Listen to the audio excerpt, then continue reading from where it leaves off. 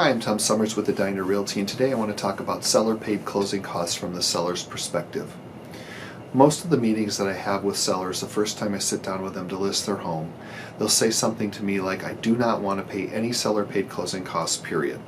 Okay, I understand that, because they think that they're just giving money away. But it's not necessarily that simple.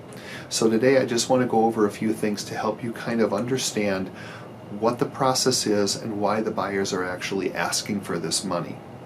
So to looking at a seller-paid closing cost issue, you have to look at the type of loan they're getting. I'm typically seeing it with an FHA loan, which, as you know, is a government loan. Most of those loans require only 3.5% down, so it's typically a first-time home buyer.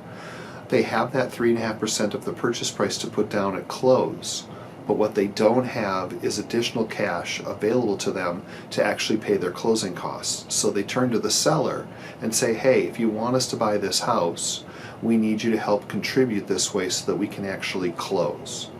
So before you say no, the first thing you want to do is look at your net sheet and see what your bottom line is.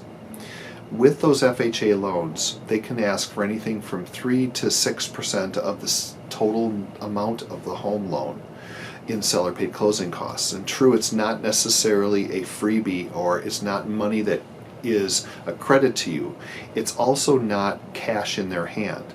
You have to understand that most of them, like I said, just don't have extra money to put down above and beyond that 3.5%. They've got great credit, they've got a good job, and they've got a low debt to income ratio. So they do qualify to purchase your home, but they need that help to actually make it happen. So if you look at it, if you have a house for $250,000 and someone comes in and says, we'll offer you $240,000 for your home and we want $5,000 in seller-paid closing costs, that would be the same as someone coming in and offering you $235,000 cash. Your bottom line would essentially, with the exception of a few fees, look the same. So maybe what you could do in a negotiation is come back and say, okay, well, we'll sell you the house for $250,000 with $5,000 in seller-paid closing costs. Now that would be the same as a cash offer of $245,000. You've just gained $10,000 on your bottom line net, but you've also held the deal together and allowed that buyer to purchase the home. The other piece of it too is with the buyer, they're financing it. It's a legal way of them being able to roll those closing costs into their purchase price. So when they pay you $245,000, that's also the cost of those closing costs and rolled into that they're going to be paying interest on for the next 30 years. So what you need to do is decipher how badly do they need these seller-paid closing costs? Because I would also argue that if it's a buyer coming in who's a conventional buyer who's putting down 20%, for instance, there's a pretty good chance that they've got the extra money to pay their own closing costs. They're just trying to get something free at that point. So this all goes back to the art of negotiation.